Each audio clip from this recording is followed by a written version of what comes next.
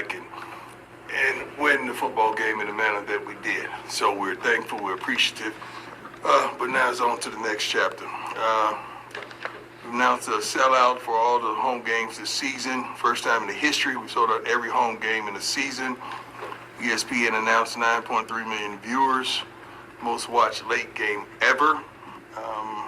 Fourth best regular season game in the last 6 years. ESPN fifth most watched game ever. Most streamed game of all time. Peaked at 11.1 million viewers from 9 to 9:15 Mountain Time. CSU had 25.3 million viewers through 3 weeks. This means a lot of eyeballs. We're the fourth team in FBS history to start 3-0 after being defeated in 11 games. I just hate that we're losing. I'm sorry. Being defeated in 11 games. Yeah, the last team to do it was Minnesota in 2008. Abundant Tim Brewster, amen. Blah, blah, blah. The rest is about Shadeur. We forced 4 turnovers for the second straight game. The first time this happened in back-to-back games in 20 years. This is incredible. Our kids are getting eyeballs, they're getting viewers. We get scouts out every day to watch them do what they're gifted to do. They're excelling in the classroom. The things I hear about them when they're amongst the community, they're very respectful. So not only do I want to and desire to win on the field, but I desire to win off the field as well. And I think we're winning. Let's go. Brian. Hey, Coach. Brian Howard from What's Daily going on, Camera. boss? Well, I have a 2-part question, if I could. First, how's Travis doing? Travis is doing great. Got out of the hospital yesterday. He's at home, doing his schoolwork, playing video games, being Travis. He can't wait to get back to continue to do what he's capable of doing. And then the second part is with him out, at least this week. What is the plan at corner? Like, is Cormani ready yet? No. The plan at corner is corner by committee. That's why we practice. We're going to see who steps up and takes over that role. What's holding Cormani back at this point? He is.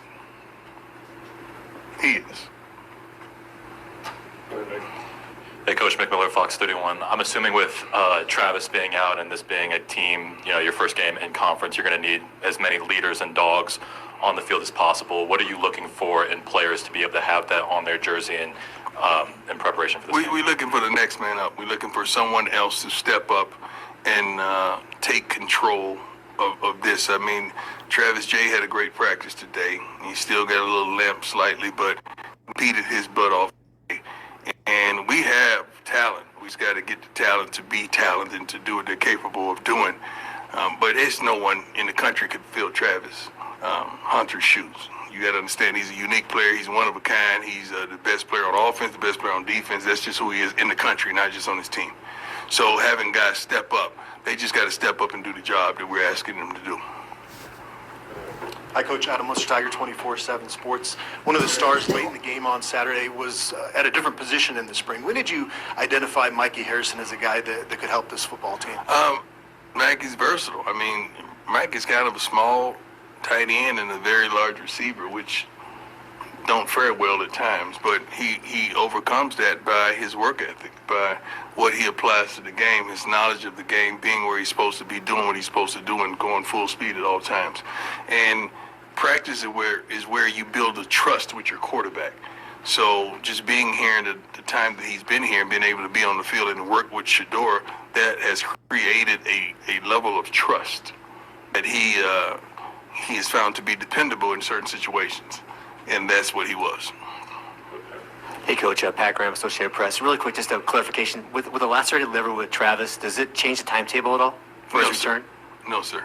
And then my question is, when you look at Shiloh and what he does back there as a defensive back, do you see some signs, some look of yourself, or is he just a completely different player? I never compare my kids to me. That's not fair as a father, and a lot of fathers do that. They want their kids to walk in their footsteps and live their life.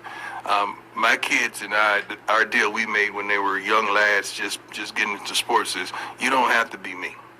Be the best you that you can be, and give me your best. That's our deal. So that's who Shiloh is. Shiloh is a bona fide leader. He's a dog back there. He plays hard, plays tough. He's a physical kid, and he loves the game of football, and he loves playing for Coach Kelly. He really does. Yeah. Hey, Coach, Nick Rothschild, Denver 7. You just read all those TV numbers, and you've said from the very beginning this isn't shocking to you because it's what you expected. Right. What has been the reaction in the building to sort of the speed at which all the eyeballs have gotten here? I don't know. I mean, I'm kind of immune to that kind of stuff. I'm so focused and locked in on what we do from day to day, week to week. But I'm happy that I see that our different athletics are benefiting. I want to see the girls' basketball team hosting visits and bringing the girls to our games and bringing them to me so I can meet them and we could close, as well as the boys, as well as other sports as well. This is a great time to bring people up for a visit so they can see the true atmosphere of what we possess and what we bring. And CU Athletics is we're rolling right now. We want to keep it going, but we want to help one another. Hi, Coach. Ariel Rossuto, 9 News. How you doing? Very well, thank you. So obviously this last game was a lot about resilience, winning in a very different way. Yes. How does that then translate into a very tough test against Oregon this week? Well, we're not trying to just be resilient. We don't want to get to that point where we have to be resilient. We want to get out to a great start. We have not played a complete game. We have not played a game where the offense, defense, as well as special team has all shown up in the same manner. If the offense is playing well, the defense is hot garbage. If the defense is playing well, the offense is horrible. And special teams aren't special. So we got to put it all together to be able to defeat a team like Oregon in that manner. We got to put it together. Hey, Coach, Tyler King with the Denver Gazette. You've been pretty open that you like to have the different uniforms every week for the team. Yeah. I know you guys did that last year at Jackson State with a different combination. You guys have done that so far this season. What does that mean to you to be able to do that? And what has it been like working with Nike this season here as you guys are, doing the different uniforms here? Well, that all starts with Smitty. We have a wonderful equipment man that sees and poised and understands me. So, and us traveling with Rick up to Nike to talk about these different things that kids desire. I mean, you got to understand the team that we're playing right now, that's what they're known for.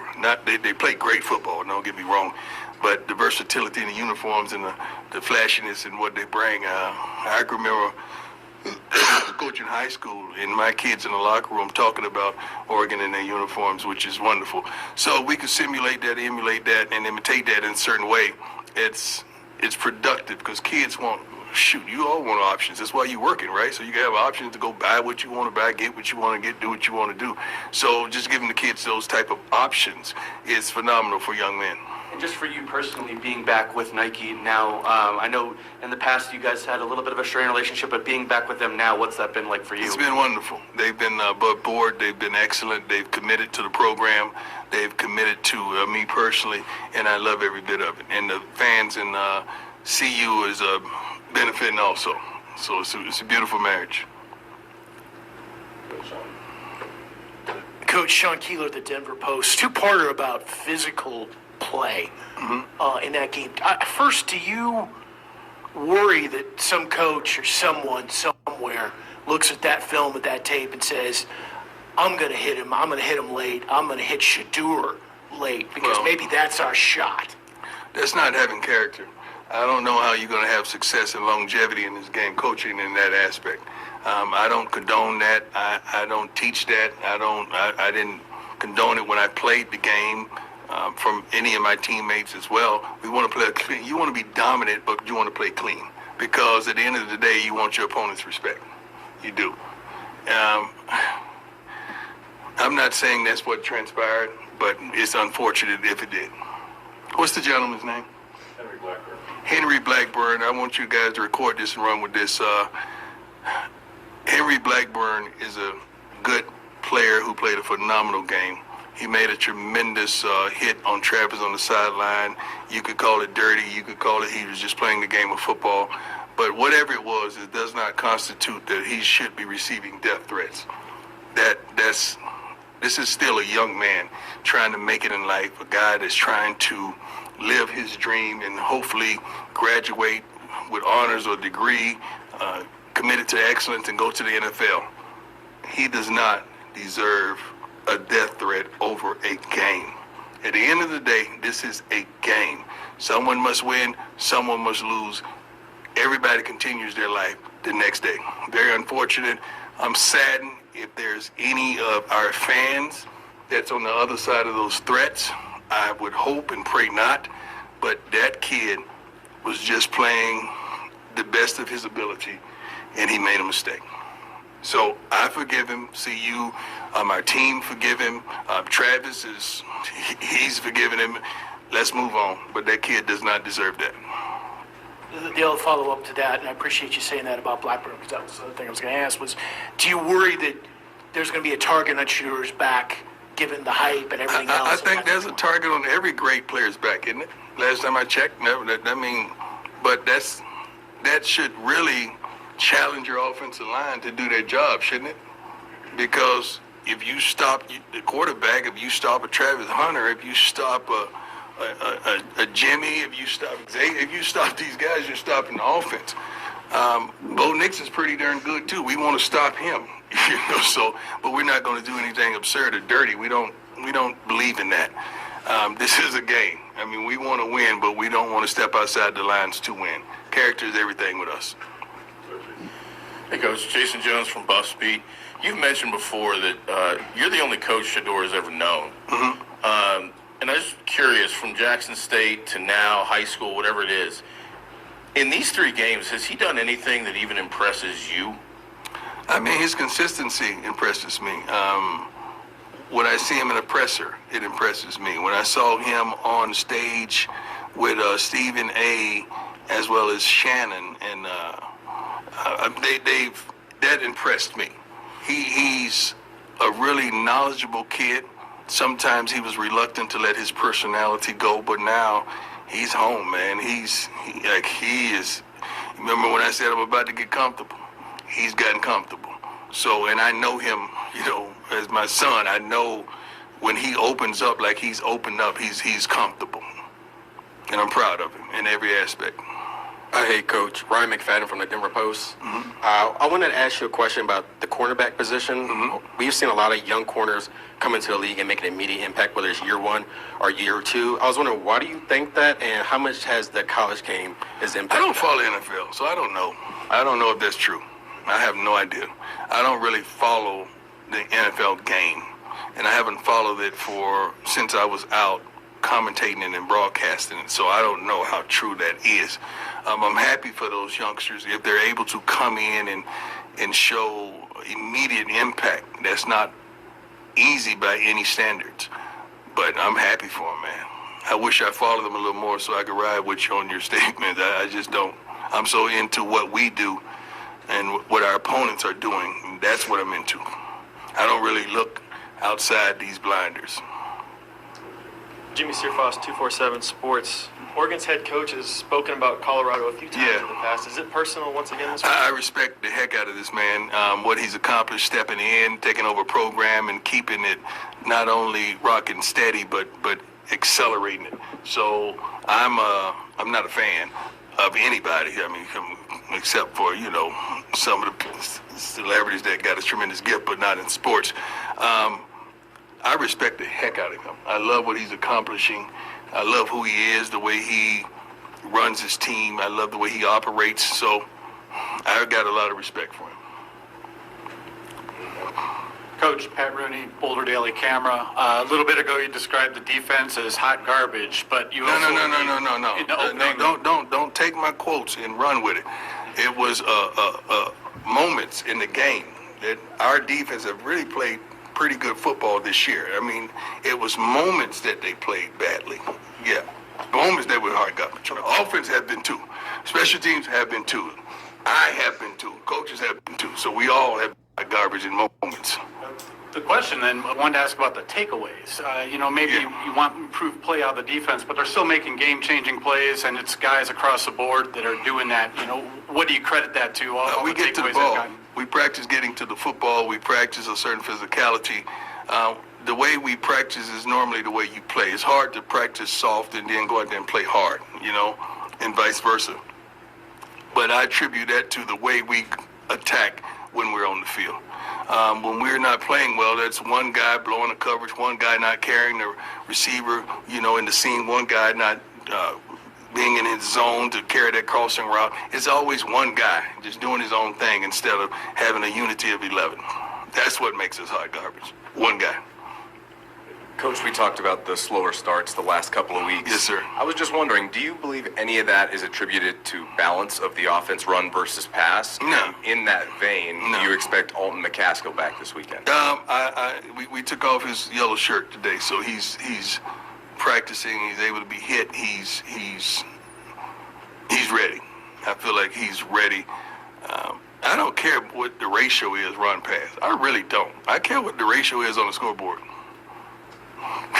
That's what I care about. I don't give a darn what run pass. I just meant more in relation to the slow starts. You were saying after you couldn't figure it out. I don't like us to run the ball just for the sake of the ball. It's a 2-yard loss or a 1-yard gain. I don't believe in that. Everything you do in life should have a purpose. Let's be purposeful when we do things, not just do it just to do it. Last one, go ahead, Ryan. Hey, Coach, Ryan Konigsberg from DNVR. You generally have a pretty aggressive approach when it comes to fourth downs and stuff like that. Just curious where that philosophy came from, and if you like to coach those moments from your gut, or lean on something else. Gut. Believe in it's what your team is doing, what your team is showing you. I'm aggressive because I'm aggressive by nature. I'm a go-getter. I'm a doer. I'm an attacker. I don't sit back and wait on nothing to happen. I'm gonna go make it happen. One thing that I think I haven't gotten this question yet, and I can't believe it, is that overtime we wanted the ball. Why y'all ain't asking me about that? Why did I want the ball? I wanted the offense out there. Why? You want the ball in Shadeur's hand. You go, girl. You go, girl. I want to put the darn ball in Shadeur's hand. Why? Because I know what he's going to do, and it's going to put pressure on him to do something that they're not prepared to do consistently. That's why. Charlotte say, Daddy, and he called me Dad. I'm like, I'm not your dad. I'm your coach right now. He said, you putting the defense out there first? I said, no. Your brother's going to take this, and he's going to do what he does. That was really the conversation. Did you expect it to flip back the other way in overtime? What you mean? Where after the first overtime, I felt like previously it would go the reverse. So yeah, we thought, but they told us no. They I don't know where it came from. We chose offense. Yeah, we chose offense. Defense, and they got to choose defense first. Yeah. So I was gonna put Shadeur out there and let him do what he's capable of doing, and it all worked out. But we're gonna oftentimes take the aggressive approach. We're going to take the aggressive approach and put pressure on people and not allow the pressure placed on us. All right, thanks. Thank you. God bless. Make sure, let's pray for that kid, man. That's absurd for people to be threatening him. I don't mind getting death threats. I get them every week. But a kid, it's not good.